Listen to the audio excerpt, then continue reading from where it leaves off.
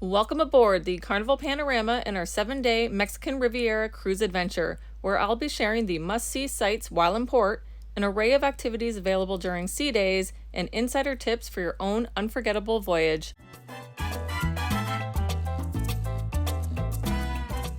Hey everyone, it's Traveling Karina. Welcome to my channel. We are starting the adventure in Long Beach, California on Embarkation Day. Despite some delays with our morning flight, we made it just in time to board the Carnival Panorama. This brings me to my first tip. If feasible, aim to arrive at your departure city a day before your cruise. That wasn't an option for us this time, but it's a great way to minimize stress and ensure you make the cruise on time. Day one, the ship is always buzzing with excitement and energy. Once you've completed the check-in process and signed into your muster station to learn about the safety procedures, you're free to join in the fun and kickstart your vacation. After checking out our cabin and dropping off our bags, we headed to the Lido deck for some food and to join the sail-away party with Dion, the cruise director.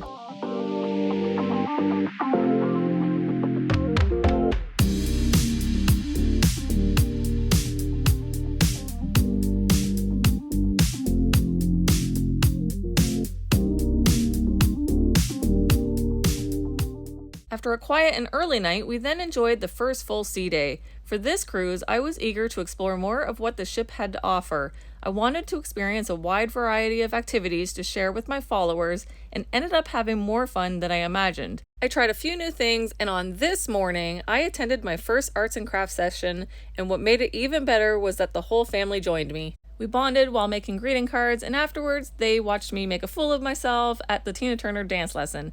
But hey, I had fun.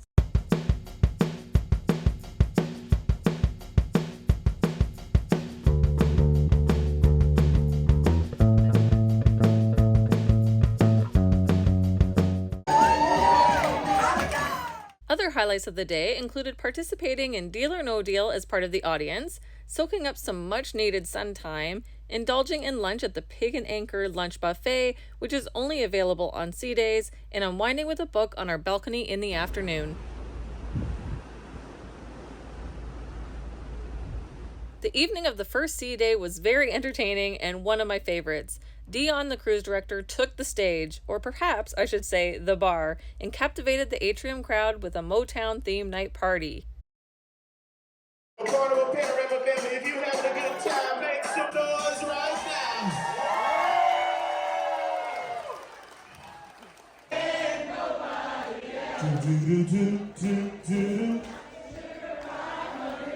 On day 3, we enjoyed our second sea day en route to Puerto Vallarta. It was a relaxing day as we prepared for our upcoming port stops.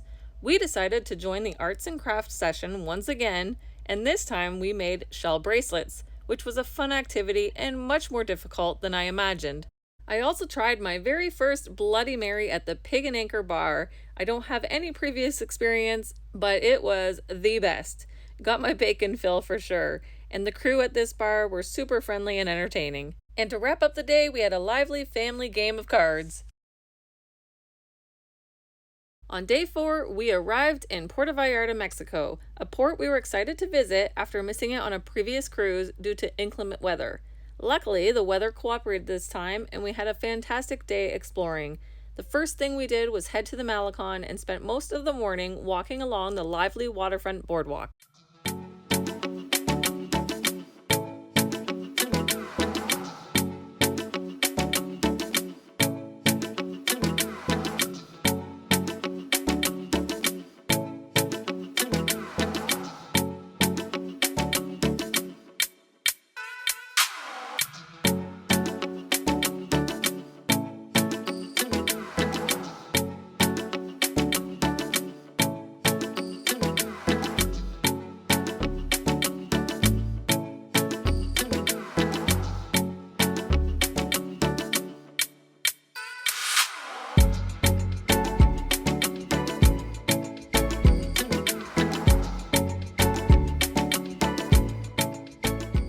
My favorite part of the day was visiting the Lazaro Cardenas Park in Zona Romantica, near the end of the Malecon. This is where we saw a stunning display of tile art, covering the benches, posts, and steps. Almost every surface was a work of art.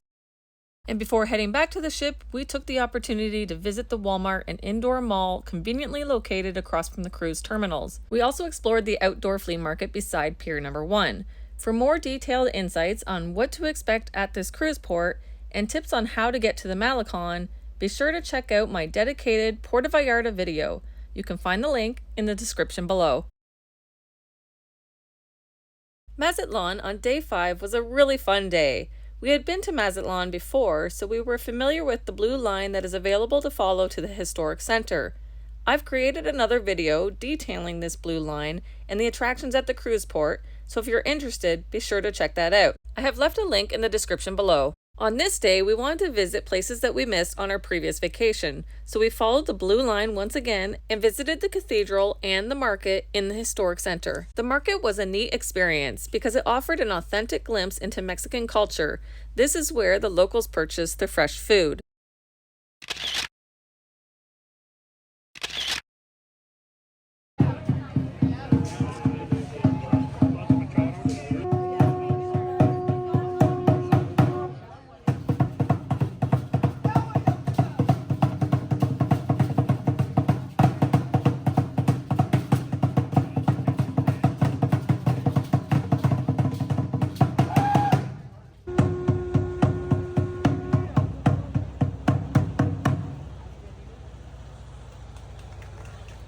After visiting the historic center, we headed to the waterfront where we enjoyed a fantastic meal and witnessed the cliff divers.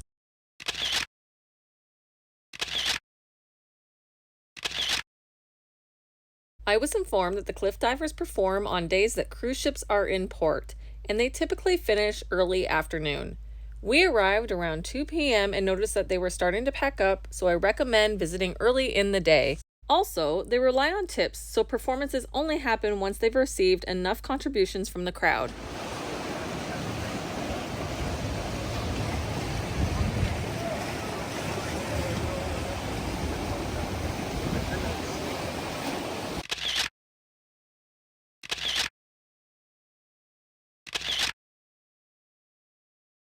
Later that day, we decided to explore the spa amenities, taking advantage of the complimentary access to the thermal suite provided with our spa cabin. I've created a separate video offering a full tour of our cabin and providing more details on the amenities. You can find the link in the description below. On day 6, our morning started bright and early in Cabo San Lucas. With a back on board time of 2 p.m., we made sure to disembark early to make the most of our time. Keep in mind that Cabo San Lucas is a tender port, so you will need to take a water taxi to the marina. Our main plan for the day was to take a boat ride offered at the marina and witness the iconic arch up close. I highly recommend this adventure. Once you arrive at the marina, you will find numerous vendors eager to offer tours. Our adventure kicked off with an entertaining game of bumper boats, while our tour guide expertly maneuvered us out of the busy dock area.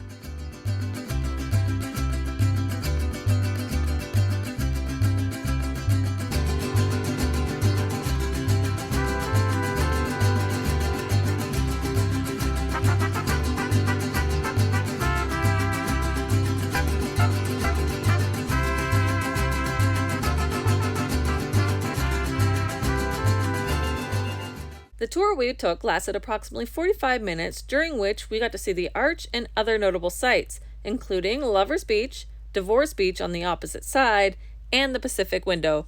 Other highlights included feeding the birds and fish, as well as witnessing sea lions basking in its natural habitat, living their best life.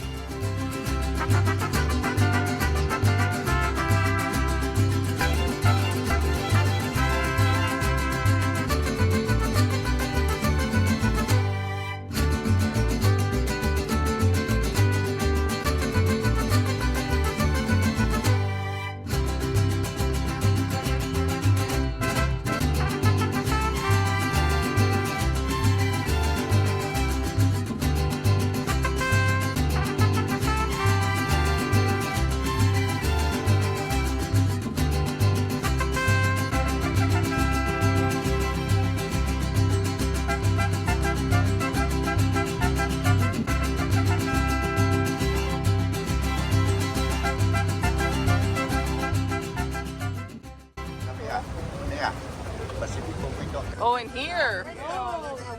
Oh.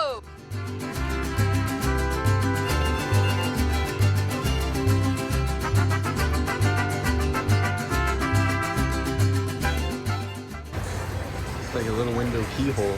Huh. I thought this was the window. Yeah. Actually, look, you see that, right? That's cool. We ended up paying $12 each US for this outing, which also covered the dock entrance fee. Quick tip, when negotiating prices, always inquire if it includes the dock entrance fee, as it can be overlooked, resulting in additional costs upon arrival. Additionally, be aware that there may be different price levels for various tour options. For instance, we were initially quoted $35 each for a glass-bottom boat, but since we didn't require one, we negotiated a different price. And because our tour guide made our experience extra memorable with his enthusiasm, knowledge, and sense of humor, we made sure to tip generously at the end. It was such a great day and one of my favorite memories of the trip.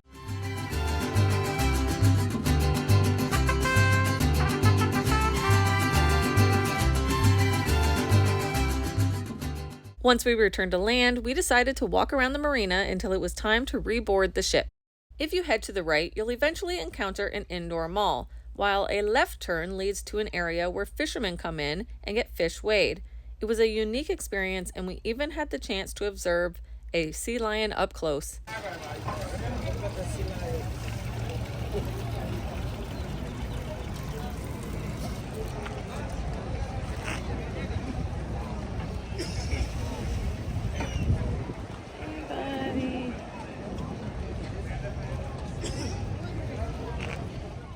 If you're interested in exploring more of the marina or the downtown area, be sure to check out my separate Cabo San Lucas video from my last visit.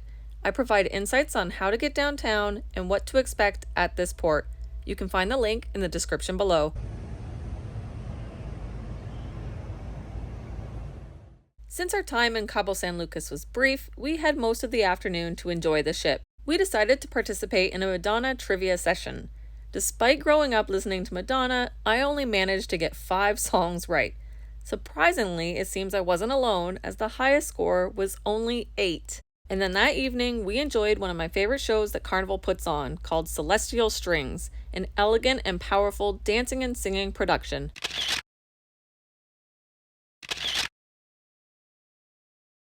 On our last day, a sea day, we continued our quest to try new experiences on board. We started our day by attending the morning show called The Wave, a relaxing and informative way to learn about all the activities on board that day, and they throw in a few fun surprises. Next, we ventured to the art auction, which was a completely new experience for us. We enjoyed walking around admiring the beautiful artwork and sipping on mimosas, but it wasn't quite our cup of tea. We then headed to the Platinum Diamond Appreciation Party, where we enjoyed cocktails, live music, and met some crew members. I even managed to snap a selfie with Dion.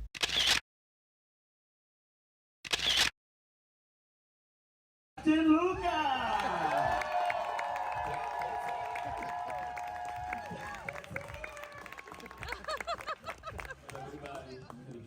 morning, everyone. Good afternoon. There are a few more activities worth mentioning that we didn't attend on this trip but enjoyed on a previous visit. The Carnival Panorama features the Sky Ride, a self-powered bike ride that takes you above the decks and over the ocean.